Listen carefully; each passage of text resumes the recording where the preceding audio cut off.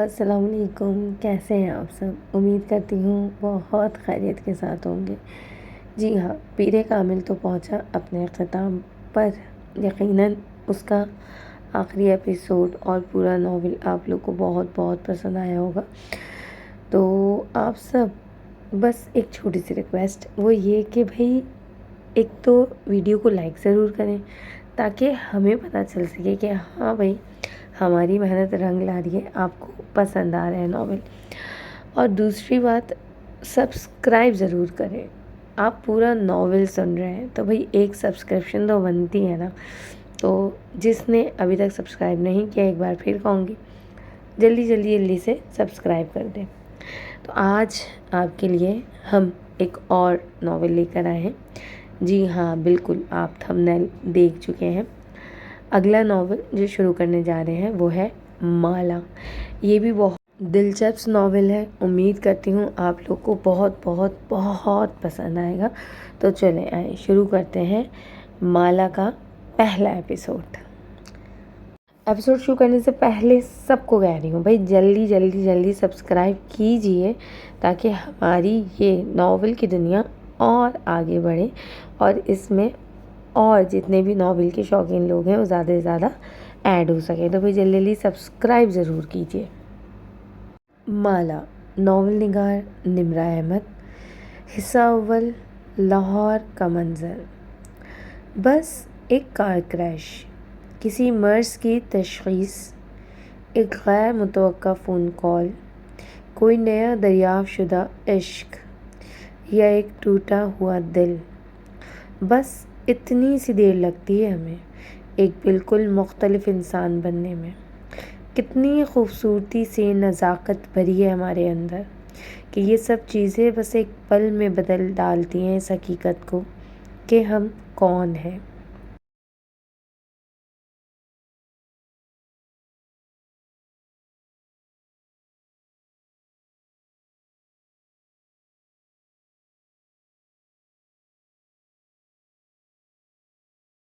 Samuel decker Thompson.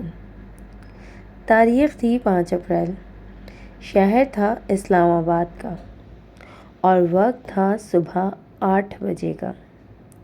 ہماری کہانی ایک غیر متوقع فون کال سے شروع ہوتی ہے جو اس صبح کیف جمال کو موصول ہوئی تھی۔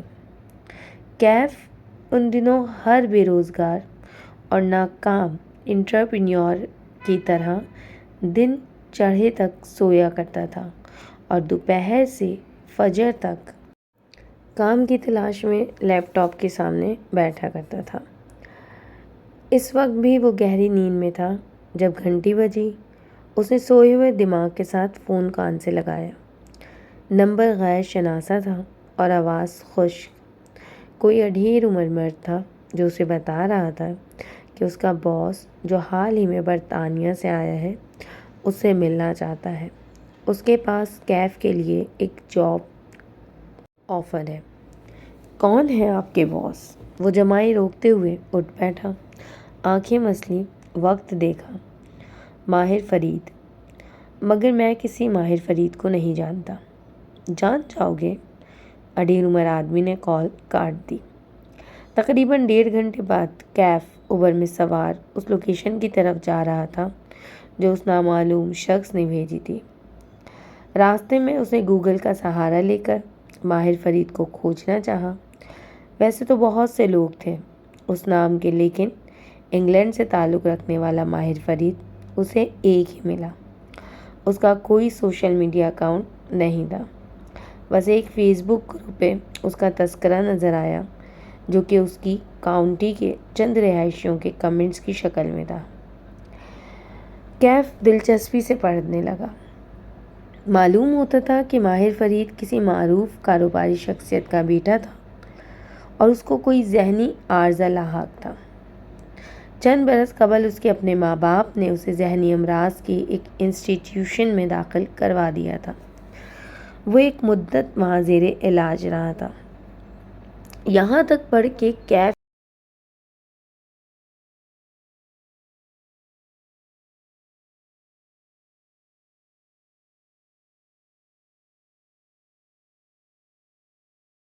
کا دل عجیب سا ہونے لگا، لیکن اگلی معلومات زیادہ چونکا دینے والی تھی۔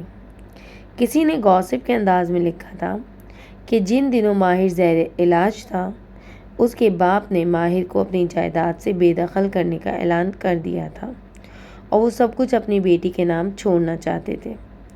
ابھی وصیت کو قانونی شکل نہیں دی گئی تھی جب ایک کار کریش میں اس کے والد کا انتقال ہو گیا۔ ان کی وفات کے بعد ماہر کی ماں اور بہن ملک چھوڑ کے چلے گئے اور نہ جانے کیسے، لیکن ماہر فرید کے ڈاکٹرز نے اسے کلیئر قرار دے کر ڈسچارج کر دیا۔ یوں وہ واپس اپنے گھر آ گیا اور یقیناً اب وہ اپنے ماں باپ کے تمام اثاثوں کا مالک تھا۔ یہ خبر 2 برس پرانی تھی۔ کیف نے مزید سرچ کرنا چاہا، لیکن اس کے علاوہ انٹرنیٹ پہ اس شخص کا کوئی نام و نشان نہ تھا۔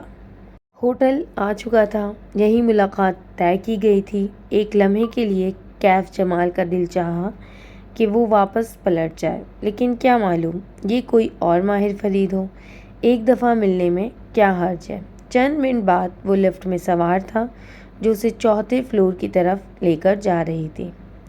شاید مجھے بہتر حلیے میں آنا چاہیے تھا، لفٹ کے کداور آئینے میں اپنے عکس کو دیکھتے ہوئے اس نے سوچا۔ کیف ایک خوش شکل نوجوان تھا، البتہ اس کا حلیہ بے پرواہ سا تھا۔ ماتھے پر بکھرے بال، بڑی ہوئی شیو، جینز کے نیچے سفید جاگرز جو مٹیالے ہو چکے تھے، پوری آستین کی چیک والی شرٹ جس کے بٹن کھلے تھے اور نیچے پہنی سفید شرٹ جھلکتی تھی۔ اس نے بالوں میں ہاتھ پھیر کے انہیں درست کرنا چاہا، لیکن کوئی فائدہ نہ تھا۔ 4تھے فلور پہ وہ لفٹ سے نکلا تو سامنے مرمری راہداری تھی، فاصلے فاصلے پہ کمروں کے دروازے تھے۔ کیف نے گردن اٹھا کے ہوٹل کی شان و شوکت کو دیکھا۔ یہاں رہائش پذیر انسان کو اس سے کیا کام ہو سکتا تھا۔ کیف جمال ایک ناکام انٹرپرینیور ہونے کے علاوہ ایک ایونٹ فوٹوگرافر بھی تھا، جس کو لوگ عموماً انسٹاگرام یا فیس بک کے ذریعے ہائر کیا کرتے تھے۔ اس جیسے اس شہر میں سینکڑوں دوسرے فوٹوگرافرز بھی تھے، پھر ماہر فرید نے اسے ہی کیوں بلایا؟ کمرے کا دروازہ ایک اڈیر عمر شخص نے کھولا۔ وہ بادامی رنگ کے سوٹ میں ملبوس تھا اور اس کے بال اتنے سفید تھے کہ سلور لگتے تھے۔ اس نے سپاٹ تاثرات کے ساتھ سر سے پیر تک کیف کا جائزہ لیا، پھر خوش آمدید کہہ کر راستہ چھوڑ دیا۔ وہ آواز سے پہچان گیا، یہ وہی شخص تھا جس نے اسے کال کی تھی، ماہر فرید کا مینیجر۔ کیف تیز ہوتی دھڑکن کے ساتھ اندر داخل ہوا۔ سویٹ کافی وسیع اور شاندار تھا، سارے میں لیونڈر موتی کی خوشبو پھیلی تھی۔ دیوار گیر کھڑکی کے پردے ہٹے ہوئے تھے اور باہر پھیلی روشنی صبح دکھائی دیتی تھی۔ کھڑکی کے آگے رکھے بڑے صوفے پہ ایک آدمی ٹانگ پہ ٹانگ جمائے بیٹھا تھا۔ وہ مسکراتے ہوئے کیف کو اندر آتے دیکھ رہا تھا۔ گرے پینٹ اور سفید شرٹ میں چارکول ویسٹ پہنے وہ ایک بازو صوفے کی پشت پہ پھیلائے ہوئے تھا۔ پیچھے سے آتی روشنی میں اس کے کف لنکس چمک رہے تھے۔ اس کی توقع سے زیادہ جوان اور وجیح تھا۔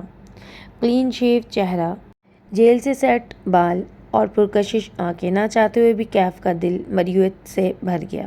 اس نے جس طرح کی شخص کا خاکہ ذہن میں بنایا تھا، یہ آدمی اس سے کئی مختلف اور شاندار تھا۔ آؤ کیف، میں تمہارا انتظار کر رہا تھا۔ بے تکلفی سے مسکرا کے ماہر فرید نے خالی صوفے کی طرف اشارہ کیا۔ ٹانگ پر ٹانگ جما کے بیٹھنے سے ماہر کا ایک بوٹ فضا میں تھا۔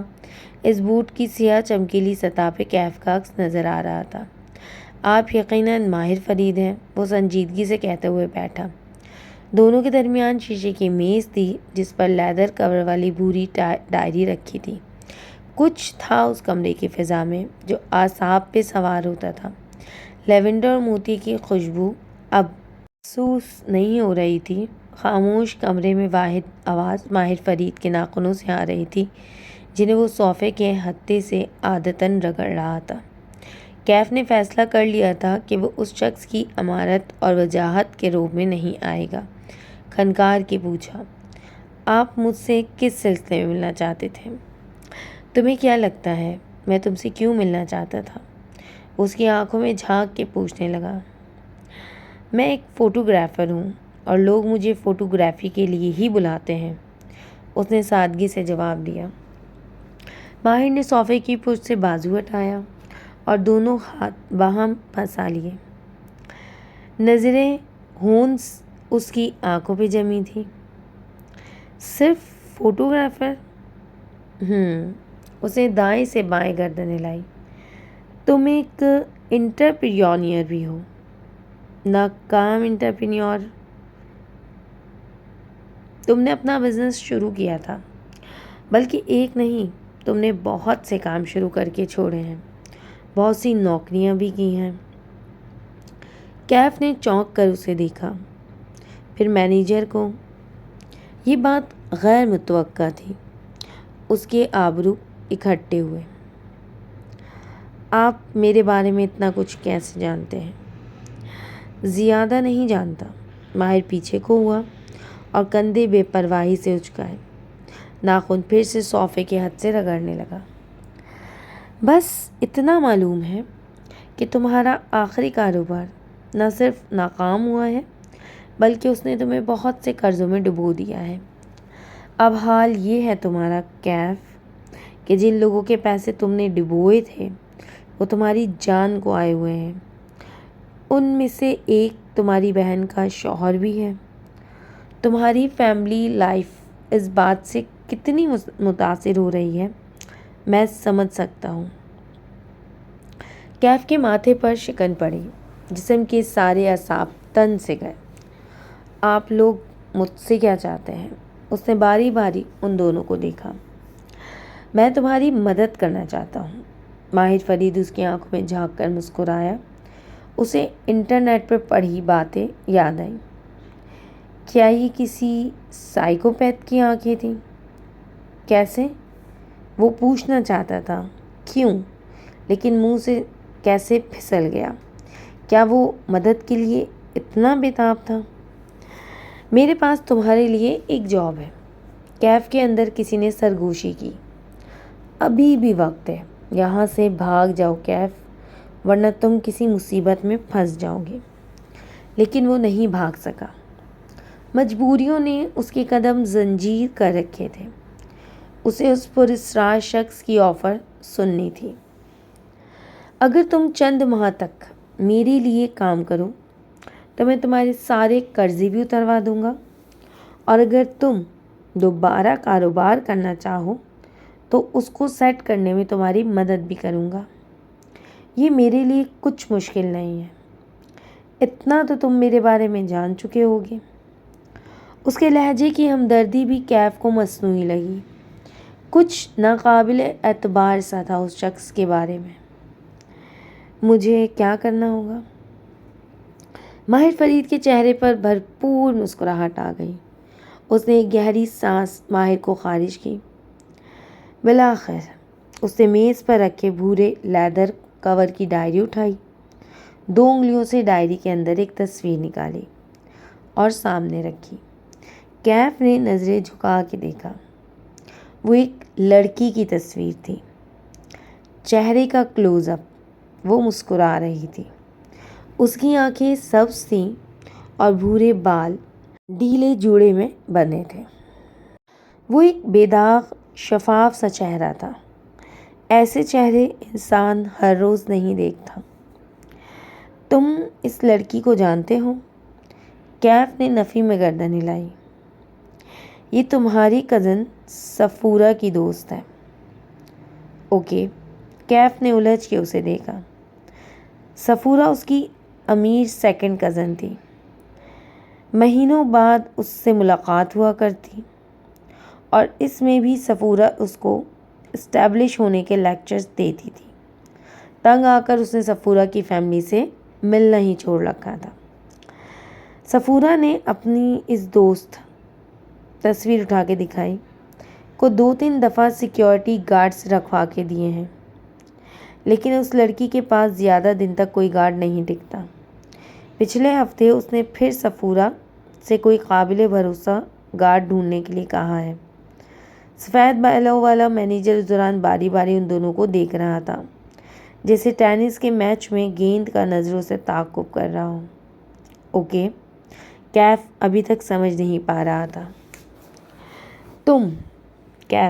تم اپنی کزن صفورہ سے کہو گے کہ وہ اس لڑکی سے تمہاری سفارش کرے اور تمہیں اس کے پاس گارڈ کی جاب دلوا دے۔ ویسے بھی تم نے چند برس پہلے ایک سیکیورٹی کمپنی میں 2 ماہ کے لیے کام کیا تھا۔ تمہارے پاس تجربہ بھی ہے اور تمہیں ضرورت بھی ہے۔ مجھے امید ہے صفورہ تمہیں انکار نہیں کرے گی۔ تصویر رکھی اور مسکرا کے کندھے اچکائے۔ بس اتنا سا کام ہے۔ بالآخر معاملہ کیف کی سمجھ میں آنے لگا۔ آپ چاہتے ہیں کہ میں صفورہ کی دوست کا گارڈ بن جاؤں، اس کا اعتماد حاصل کروں، مگر کیوں؟ ماہر فرید کی مسکراہٹ غائب ہوئی، چہرے پر سختی در آئی۔ ایسے کاموں میں کیوں نہیں پوچھتے، کام کی قیمت پوچھتے ہیں۔ آئی برو اٹھا کے سرد لہجے میں تنبیہ کی۔ چند لمحے کے لیے سٹنگ روم میں سناٹا چھا گیا، ساری خوشبوئیں مر گئیں، اب صرف ایک احساس یرغمالی تھا۔ دیکھیں، وہ قدر دھیمے لہجے میں بولا، مجھے اتنا تو بتائیں کہ مجھے اس کے پاس جاب کر کے کیا کرنا ہے، میرا مقصد کیا ہوگا؟ میں کوئی برا انسان نہیں ہوں، ٹھیک ہے میرے مسئلے ہیں، لیکن میں کچھ غلط نہیں کرنا چاہتا۔ ماہر فرید نے بدمزہ ہو کے مینیجر کو دیکھا۔ بہت بولتا ہے یہ۔ مینیجر نے ہلکے سے شانے اچکا دیے، پھر کوٹ کی جیب سے ایک پرچی نکال کے کیف کے سامنے رکھی۔ اس پر ایک رقم درج تھی۔ کیف نے رقم کے ہندسے پڑھے، پھر صفر گنے، 1 بار 2 بار۔ اس کی آنکھیں تعجب سے پھیلی، نظریں اٹھا کے تذبذب سے ماہر کو دیکھا۔ بدلے میں آپ کیا چاہتے ہیں؟ اتنے پیسے کوئی نیک کام کے لیے نہیں دیا کرتا کیف، وہ سپاٹ سے انداز میں بولا۔ کیف نے پرچی پر درج رقم دوبارہ پڑھی، پھر سر جھکا دیا، اتنا کہ تھوڑی سینے سے لگنے لگی۔ کسی لڑکی کا گارڈ بننے کا مطلب ہے سائے کی طرح اس کے ساتھ رہنا، اس پہ نظر رکھنا، اس کو نقصان پہنچانا۔ یہ مجھ سے نہیں ہوگا۔ سر ہونس جھکا ہوا تھا۔ ماہر فرید کچھ دیر اس کے جھکے سر کو گھورتا رہا، پھر وہ اٹھا اور ٹائی کی نوٹ ڈھیلی کی۔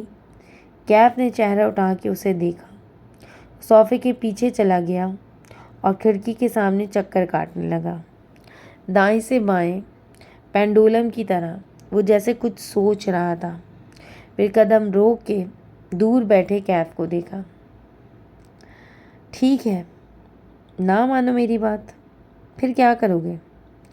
اس کی آواز میں نرمی تھی، جیسے سمجھا رہا ہو۔ کاروبار میں نقصان اور قرضوں نے تمہاری سوشل لائف ختم کر کے رکھ دی ہے۔ مرد کا معاشی طور پہ اسٹیبلش نہ ہونا اس کی عزت آدھی کر دیتا ہے، وہ لوگوں سے ملنا چھوڑ دیتا ہے، لاؤنج لیزرڈ بن جاتا ہے، گھر سے نہیں نکلتا، اور نکلتا ہے تو ایسے جوتے پہن کے۔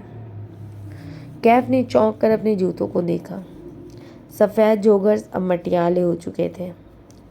اس نے پیر قدرے پیچھے کیے، لیکن وہ ان کو چھپا نہیں سکتا تھا۔ دوسری طرف میری آفر ہے۔ ماہر فرید واپس اس کے سامنے آ کے بیٹھا۔ میرے لیے صرف 2 ماہ کا کام کرو، صرف 2 ماہ، اور ساتھ اپنی فوٹوگرافی جاری رکھو اور اپنا نیا بزنس پلان بناؤ۔ 2 ماہ ختم ہوتے ہی میں تمہارا بزنس خود سیٹ کروا دوں گا۔ مارکیٹنگ، نیٹ ورکنگ میری ٹیم سب کر لے گی۔ صرف 2 ماہ۔ وکٹری کی 2 انگلیاں بنا کے دکھائیں۔ آپ اپنا کام کسی سے بھی کروا سکتے ہیں، پھر میں ہی کیوں؟ ماہر فرید پیچھے کو ہوا اور ٹانگ پر ٹانگ جمائی۔ اب کہ وہ بولا تو آواز میں برہمی تھی۔ تم میرا کام کرو گے یا نہیں؟ کیف جمال کا چہرہ ہلکا سا سرخ ہوا۔ اوہ، آپ جلدی میں ہیں۔ اگر میں جا کے صفورہ کو بتا دوں کہ کوئی اس کی دوست کو اسٹاک کرنے کی کوشش کر رہا ہے تو؟ وہ کیف کو چند ثانیے دیکھتا رہا، پھر ایک دم سے ہنس پڑا اور نفی میں سر ہلایا۔ تم یہ نہیں کرو گے، یہ کہتے ہوئے اس نے تصویر اٹھائی۔ کیف کو تصویر کی پشت نظر آئی۔ وہاں کچھ لکھا تھا، 5 الفاظ۔ آپ کو کیسے معلوم کہ میں یہ نہیں کروں گا؟ وہ متعجب ہوا۔ ماہر فرید نے جواب نہیں دیا۔ اس نے لیڈر ڈائری کھولی۔ کیف کی نظریں نیچے جھکیں۔ وہ جیسے ڈائری سمجھ رہا تھا، وہ دراصل فوٹو البم تھی۔ اگلے ہی لمحے اس کا سانس رک گیا۔ پہلے صفحے پر اوپر نیچے 2 تصاویریں تھیں۔ اوپری تصویر ایک سیاہ بالوں والی لڑکی کی تھی، وہ اس میں مسکرا رہی تھی۔ نچلی تصویر اسی لڑکی کی تھی، لیکن اس کی آنکھیں نیل و نیل تھیں، پیشانی زخمی تھی اور پلکیں بند تھیں۔ وہ شاید کسی لاش کی تصویر تھی۔ وہ آہستہ آہستہ صفحے پلٹنے لگا۔ ہر صفحے پر اوپر ایک لڑکی کی زندگی سے بھرپور تصویر ہوتی اور نیچے زخمی یا لاش جیسی تصویر۔ تصویریں مختلف لڑکیوں کی تھیں۔ اس نے چھٹا صفحہ پلٹا، یا تو وہ خالی تھا۔ اس نے اوپری خانے میں سبز آنکھوں والی لڑکی کی تصویر ڈال دی۔ نیچے جگہ بھی خالی تھی۔ کیف اپنی جگہ سے ہل نہیں سکا۔ اطراف میں ساری خوشبوئیں دم توڑ گئی تھیں۔ اب صرف کافور کی بو تھی جو اندر باہر پھیلی تھی۔ ماہر فرید نے کھلی ہوئی البم پرے دھکیلیں اور نظریں اٹھا کے کیف کو دیکھا۔ پھر اس نے 2 فقرے بولے۔ وہ 2 فقرے اس کی ساری گفتگو پہ بھاری تھے۔ کیف جمال نے رکی ہوئی سانس خارج کی، پرچی پہ لکھے 0 گنے۔ یہ اس کے قرضے اتارنے کے لیے کافی تھے اور ان 2 فقروں کے بعد اس کے پاس انکار کی گنجائش نہیں تھی۔ صرف 2 ماہ کے لیے وہ یہ کام کر سکتا تھا۔ میں تیار ہوں، ماہر فرید مسکرایا۔ Good boy. پھر مینیجر کو اشارہ کیا۔ اس نے جیب سے ایک پھولا ہوا لفافہ نکال کر کیف کے سامنے رکھا۔ یہ کام کے علاوہ ہے، صرف اس لیے کہ تم نئے جوتے خرید سکو۔ آئندہ کسی ورک میٹنگ پہ ایسے جوتے پہن کر مت آنا۔ نرمی سے تنبیہ کی۔ اب تم جاؤ، مالک تم سے خود رابطہ کر لے گا۔ سفید بالوں والے کی طرف اشارہ کیا۔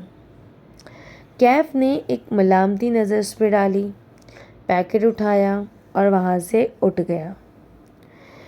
مجھے اس لڑکے پہ اعتبار نہیں ہے ماہر، اس کے جاتے ہی مالک ناخوشی سے بولا۔ اعتبار تو مجھے تم پہ بھی نہیں ہے، لیکن ہم ساتھ کام کر رہے ہیں نا، وہ عام سے لہجے میں کہتے ہوئے اٹھا اور کھڑکی کے سامنے جا کھڑا ہوا۔ دوپہر کی سنہری روشنی سیدھی اس کے چہرے پر پڑنے لگی۔ ماہر نے آنکھیں بند کر لیں۔ ماہر، مینیجر نے پکارا۔ انتقام کے سفر پہ نکلنے والے کو چاہیے کہ وہ 2 قبریں کھود لے، ایک دشمن کی اور ایک خود اپنی۔ یہ کنفیوشیس نے کہا تھا، اور جانتے ہو اسے کیا چیز قبر تک لے گئی تھی؟ اپنے بیٹوں کی موت کا غم۔ وہ آنکھیں بند کیے کہہ رہا تھا، سردسی سرگوشی میں، موت سے بڑا کوئی غم نہیں ہے مالک۔ میز پر البم یوں ہی کھلا رکھا تھا۔ مالک نے تعصب سے نفی میں سر ہلایا، پھر ہاتھ بڑھا کے چھٹا صفحہ پلٹا۔ یا تو سبز آنکھوں والی لڑکی کی تصویر کی پشت دکھائی دینے لگی۔ وہاں اردو میں لکھا تھا، حورِ جہاں کی بیٹی کشمالہ۔ تاریخ تھی 11 اپریل اور شہر تھا اسلام آباد کا۔ آج کا دن اہم تھا کیونکہ آج کشمالہ کی زندگی بدلنے جا رہی تھی، لیکن اپنی صبح کا آغاز کرتے ہوئے اسے اس بات کا علم نہیں تھا، کسی کو بھی نہیں ہوتا۔ وہ بیڈ روم میں آئینے کے سامنے کھڑی کانوں میں ٹاپس پہن رہی تھی جب موبائل کی مخصوص ٹون بجی۔ وہ مسکرا دی۔ یقیناً ماہ کا فیملی گروپ میں میسج آیا ہوگا، وہ بھی گڈ مارننگ کا۔ ماں ایک ہی میسج اپنے تینوں بچوں کو فیملی گروپ اور پرسنل چیٹ پہ الگ الگ بھیجتی تھی۔ اس نے ٹاپس پہن کے موبائل اٹھایا اور میسج کھولا۔ ماں نے گڈ مارننگ کے ساتھ پوچھا تھا کہ کیا وہ ویکینڈ پہ اعضا کی شادی کے لیے لاہور آئے گی۔ کل بتاؤں گی ماں، اس نے مہم سے جواب بھیج دیا۔ یہاں ریسٹورنٹ میں اتنے کام پڑے تھے، وہ کیسے جائے گی لاہور؟ وہ کل معذرت کر لے گی۔ اپنی تیاری مکمل کر کے اس نے سر سے پیر تک آئینے میں اپنا جائزہ لیا۔ اس نے نیوی بلو لمبی قمیض کے ساتھ ہم رنگ دوپٹہ کندھے پہ ڈال رکھا تھا۔ بین گلے سے گردن میں پہنا ننھا سا ڈائمنڈ لاکٹ جھلک رہا تھا۔ پیروں میں زرد ہائی ہیلز تھیں۔ لمبے بھورے بال فرنٹ جوڑے میں بندھے تھے۔ یزوئی چہرہ گلابی سفید سا تھا، جیسے عموماً پٹھان لڑکیوں کا ہوتا ہے، اور آنکھیں سبز تھیں جن کے گرد لائنز لگا تھا، جیسے سیاہ پیالے میں سبز پانی ہو۔ اس نے چہرہ دائیں بائیں گھما کے دیکھا۔ اسکن بے داغ تھی، کوئی ایک پمپل بھی نہ تھا۔ اس نے جوڑے سے 2 لٹیں نکالی اور انگلی سے رول کر کے چھوڑ دی۔ وہ چہرے کے دونوں اطراف میں ٹہر گئیں، اپنے عکس کو دیکھ کر مسکرائی۔ وہ کام پہ جانے کے لیے تیار تھی۔ ماں ہوتی سامنے تو کہتی کہ ان کی کوئی بیٹی حسن میں اس پر نہیں تھی۔ کہاں اپنے زمانے کی حسین ترین حورِ جہاں بیگم، اور کہاں ماں بینا اور کشمالہ۔ ایک تو ماں کی ججمنٹل آواز ہمیشہ ذہن کے پس منظر میں گونجتی تھی، چاہے سارا زمانہ کہے کہ ماں بینا اور مالا کشمالہ جیسا حسین کوئی نہ تھا۔ ماں نے نہیں مانا تھا۔ وہ ماں کو یاد کر کے زیرِ لب مسکراتی ہوئی کھڑکی تک آئی۔ کھڑکی میں 3 ننھے گملے رکھے تھے، ان میں پیلیا، بیگونیا اور ہیورتھیا اگے تھے۔ کشمالہ نے چہرہ ان کی سطح تک جھکا کے دیکھا۔ باقی دونوں کی نئی گروتھ نظر آ رہی تھی، پر یوتھیے پتے بھورے ہو رہے تھے، شاید روشنی اس کے لیے تیز تھی۔ اس نے پودے کو ذرا پیچھے کر دیا۔ وہ باہر جانے کے لاؤنج میں آئی۔ کونے میں رکھی ورک ٹیبل سے زرد ہینڈ بیگ اور لیپ ٹاپ اٹھایا، پھر بیرونی دروازے کی طرف بڑھی۔ تبھی نگاہ میں کچھ کھٹکا۔ کشمالہ کے قدم زنجیر ہوئے۔ گردن دھیرے سے دائیں جانب موڑی۔ دیوار گیر بک شیلف میں ایک موٹی سی کتاب کی جگہ خالی تھی۔ کشمالہ کی نگاہوں نے نیچے میز تک کا سفر کیا۔ وہاں ایک ڈیوس ڈکشنری رکھی تھی۔ یہ شیلف سے نیچے کیسے آئی؟ اس نے چونک کر ٹیرس کے دروازے کو دیکھا۔ وہ بند تھا، کھڑکیاں بھی اندر سے مقفل تھیں۔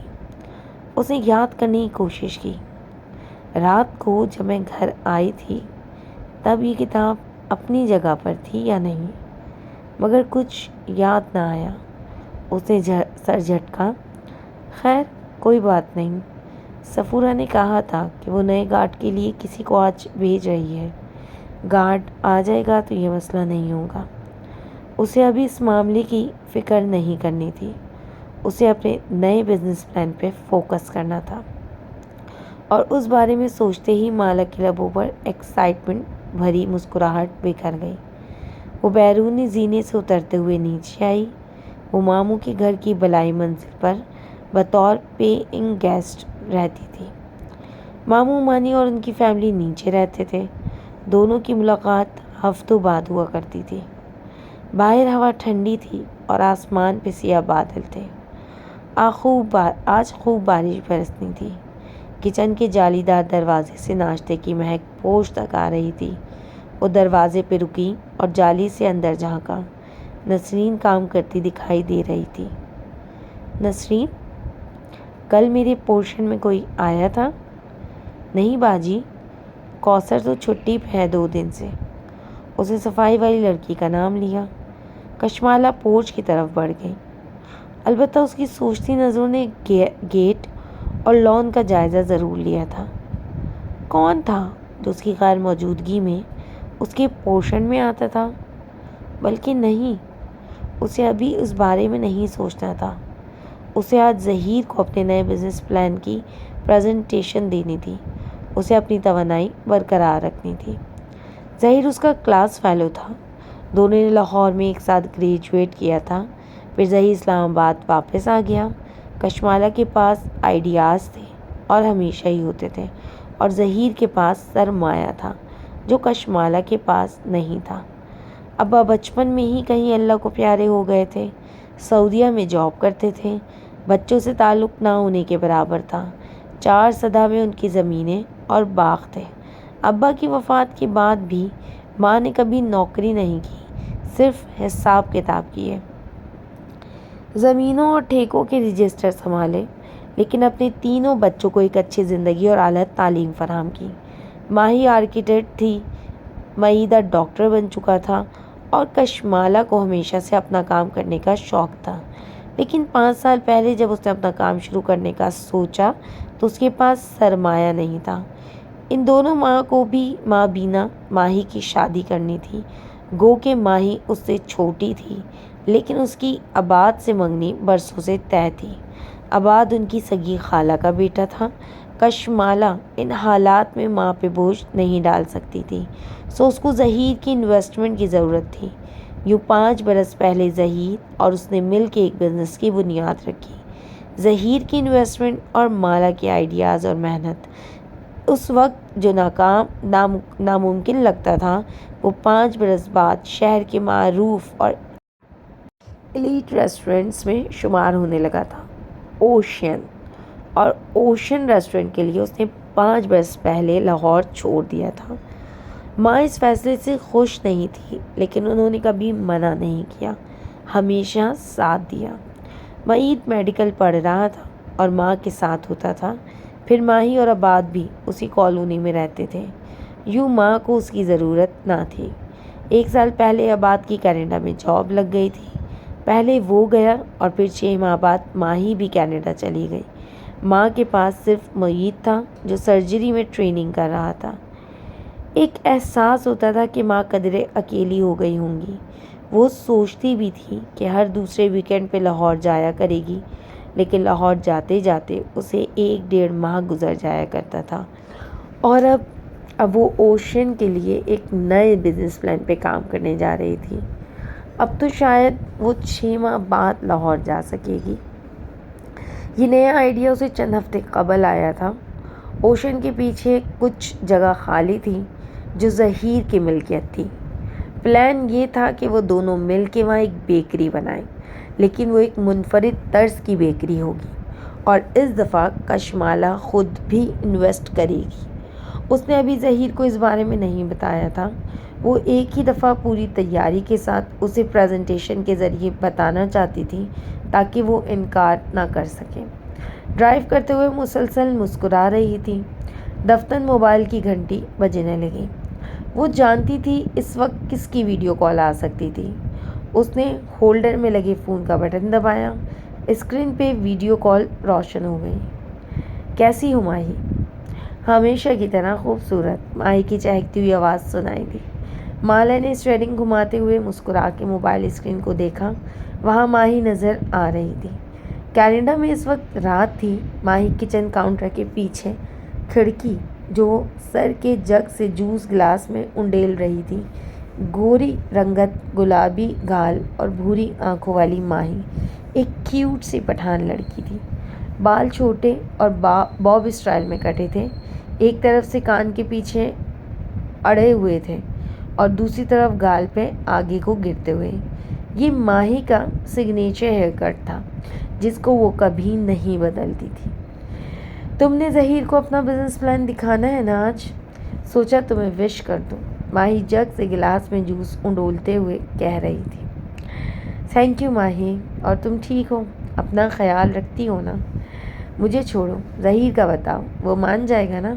ماہی کچن اسٹول پہ بیٹھی، کونیاں کاؤنٹر پہ رکھی اور جوس کا گلاس کونیوں کے درمیان رکھا، پھر اسٹرو ہونٹوں کے بیچ ڈال کے گھونٹ بھرا۔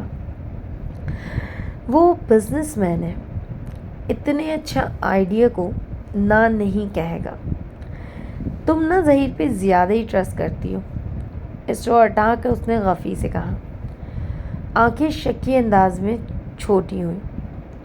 وہ دل کا شیخ ہے، میں بتا رہی ہوں وہ تمہیں انویسٹ نہیں کرنے دے گا، سارا پروفٹ اور کنٹرول اسے خود چاہیے۔ کشمالہ ڈرائیو کرتے ہوئے مسکرا دی۔ کیوں اتنا شک کرتی ہو لوگوں پہ؟ تم جو بھی کہو، لیکن ماہی کی ججمنٹ کبھی غلط نہیں ہوتی۔ فخر سے کالر جھٹکا۔ کشمالہ مسکرا دی۔ ماہی ایسی ہی تھی، ماں کے مطابق اس کی سب سے زیادہ سمجھدار اولاد، اور مالا کے مطابق سب سے زیادہ شک کرنے والی۔ وہ خود اس کی برعکس تھی، سب پہ بھروسہ کرنے والی، لوگوں کو چانس دینے والی۔ اسی لیے اسے امید تھی ظہیر مان جائے گا۔ مالا، ماہی کہتے کہتے رکی۔ کشمالہ اپنی بہن کو اتنے اچھے سے جانتی تھی کہ اسے معلوم تھا وہ اب کیا بات کرنے جا رہی تھی۔ پھر تو کچھ نہیں ہوا نا؟ نہیں، اب میں چلتی ہوں، اوشین آ گیا ہے۔ اس نے کتاب کی اپنی جگہ پر نہ ہونے والی بات گول کر دی۔ کم از کم اس وقت وہ ماہی کا لیکچر نہیں سن سکتی تھی۔ اوشین نامی ریسٹورنٹ نیلے اور سفید رنگوں میں استوار کیا گیا تھا۔ برآمدے کی میزیں لوگوں سے پر تھی، گفتگو، کہکے، ناشتہ اور کافی کی مہک۔ اندر کا ہال بھی تقریباً بھرا ہوا تھا۔ ہر روز کی طرح اس کے آتے ہی ادھر ادھر جاتے عملے نے اسے جہاں دیکھا وہیں رک کے سلام کیا۔ بارش آنے والی ہے، مزید مہمانوں کو لان میں مت بٹھاؤ۔ گزرتے ہوئے اس نے کسی کو روکا، اور 15-20 منٹ تک جو بھی لان میں بیٹھا ہو اس کو بہت ادب کے ساتھ برآمدے میں موجود ہونے کے لیے کہہ دو۔ پھر ایک ویٹر کو روکا، 2 انگلیوں سے قریب آنے کی ہدایت دی۔ وہ مودب سا چلا آیا۔ اس کٹلری کو یہاں سے اٹھاؤ۔ تحکم سے ایک میز کی طرف اشارہ کیا، اور فاروق سے کہو اس کو واش کر کے بیف ڈرائی کر کے بھیجے۔ مجھے اتنی دور سے اس پہ پانی کے داغ نظر آ رہے ہیں۔ لہجہ 2 ٹوک مگر نرم تھا۔ کہہ کے وہ رکی نہیں، ہائی ہیل سے چلتی ہوئی سیڑھیوں کی طرف بڑھ گئی۔ اوپر آ کے پہلے ظہیر کے آفس میں جھانکا، وہ وہاں نہیں تھا۔ وہ دیر سے آتا تھا اور جلدی چلا جاتا تھا۔ خیر ہے، وہ اس کا انتظار کر لے گی۔ پھر وہ اپنے آفس میں آئی جہاں سائقہ پانی کی ٹھنڈی بوتل اور اس کی کافی رکھ رہی تھی۔ تھینکس سائقہ، وہ مسکرا کے اپنی سیٹ کی طرف آئی۔ اس کا آفس چھوٹا سا تھا۔ آفس ٹیبل پہ کھڑکی سے سیدھی دھوپ پڑتی تھی۔ وہاں کیکٹس کا ننھا سا سفید گملہ رکھا تھا۔ ہیلو شیلڈن، اس نے مسکرا کے گملے کی مٹی تک چہرہ جھکا کے اسے دیکھا۔ سیدھا لمبا سا کیکٹس جس کا نام اس نے شیلڈن رکھا تھا، وہ اسے گزشتہ روز کے مقابلے میں بڑا لگا تھا۔ میم، سائقہ نے جاتے جاتے کہا، کوئی کیف جمال آپ سے ملنا آیا ہے، بھیجوں؟ ہاں، اسے بھیجو۔ وہ اپنی پاور سیٹ پر بیٹھی اور کمر پیچھے ٹکائی۔ ایک سکون سا وجود میں بھر گیا۔ اس کا یہ آرام دہ آفس، گردن موڑ کے کھڑکی کو دیکھا جو ٹیبل کے ساتھ بائیں طرف تھی۔ کھڑکی سے نیچے نظر آتا ریسٹورنٹ کا لان، پھول پودے، کونے میں لگے گھنے درخت۔ اوشین اس کی وہ جنت تھا جسے اس نے اپنے ہاتھوں سے بنایا تھا، اور اب وہ اس کو مزید پھیلانے جا رہی تھی۔ لیکن پہلے اسے سیکیورٹی گارڈ کا انٹرویو کرنا تھا۔ اس نے موبائل پہ سفورہ کی چیٹ کھولی اور کافی کا گھونٹ بھرتے ہوئے اس کا میسج دوبارہ پڑھا۔ وہ اپنے کزن کیف جمال کی سفارش کر رہی تھی۔ وہ ضرورت مند بھی تھا اور قابل بھروسہ بھی۔ سفورہ نے تقریباً درخواست کے لہجے میں لکھا تھا کہ مالا اس کو جاب دے دے، وہ پچھلے گارڈز کی طرح جاب چھوڑ کے نہیں جائے گا۔ انٹرویو بھی ایک فارمیلٹی ہی تھا۔ سفورہ نے کہہ دیا تو بس کہہ دیا۔ سفورہ بہت سوشل اور تعلقات رکھنے والی لڑکی تھی۔ کسی کو ملازم چاہیے یا گارڈ، سفورہ اسے سب سے پہلے رابطہ کیا جاتا تھا۔ دروازہ کھولنے کی آواز آئی تو کشمالہ نے سر اٹھایا اور کچھ کہنے لگی، لیکن نوارد کو دیکھ کے رک گئی۔ आंखों में ताज्जुब भरा। क्या नाम है आपका? तस्दीक चाहिए। मैं कैफ हूँ। कैफ जमाल? सामने खड़ा नौजवान रस्मी मुस्कुरा के बोला। आप सिक्योरिटी गार्ड की जॉब के लिए आए हैं? जी, उसने इस्बात में सर हिलाया। माला ने चुभने से उसे देखा। उसके अब तक के रखे तमाम गार्ड्स करखत चेहरों और मूंछों वाले होते थे। ये एक पढ़ा लिखा स्मार्ट सा नौजवान लगता था। हुलिया बेपरवाह सा था। बाल माथे पे कटे हुए और बलदार थे। उनको पीछे करने की ज़हमत नहीं की थी। चेहरे पे चंद दिन की बड़ी शेव थी। आंखें भूरी थी और रंगत खुलती हुई। जीन्स के ऊपर मिलिट्री ग्रीन रंग की कॉलर शर्ट पहने हुए था। गिरबान के ऊपरी बटन खुले थे और नीचे से सफ़ेद शर्ट झांक रही थी। कफ भी एक तह मोड़े हुए थे। पैरों में जुराबे के बगैर सफ़ेद जोगर्स थे जो नए लगते थे। उसके इस बेतरतीब से हुलिये में सिर्फ उसके जोगर्स काबिले सताइश थे। मैं सफूरा का कज़न हूँ, मुस्कुरा के बोला। वो मुस्कुराता था तो उसके बाएं गाल में डिम्पल पड़ता था। उसके चेहरे में सबसे ज़्यादा पुरकशिश क्या था? उसके मुस्कुराने का अंदाज या उसकी भूरी आंखों की लंबी और मुड़ी हुई पलकें? तशरीफ़ रखिए। वो बैठ गया और एक फ़ाइल उसके सामने रखी। फिर गर्दन हिलाए बिना निगाहों से एतराफ़ का जायज़ा लिया। ऑफिस छोटा सा था। 3 दीवारें सफ़ेद थी। चौथी दीवार पर जंगल के ऊंचे दरख्त पेंट किए गए थे। जगह जगह मनी प्लांट्स और इंडोर पौधों के गमले रखे थे। उनकी खुशबू कॉफ़ी की महक में मिक्स हो गई थी। जी, तो ये थी माला का पहला एपिसोड। आगे क्या होता है, कैफ को माला का सिक्योरिटी गार्ड बनाकर माहिर ने क्यों भेजा, इस सब के बारे में आपको आगे पता चलेगा। वीडियो पसंद आई हो तो लाइक ज़रूर करें। जिसने अभी तक चैनल को सब्सक्राइब नहीं किया, जल्दी सब्सक्राइब करें और आगे शेयर भी करते रहें। इंशाल्लाह कल आपके सामने माला के दूसरे एपिसोड के साथ हाजिर होंगे। अपना बहुत सारा ख्याल रखिएगा। अल्लाह हाफ़िज़।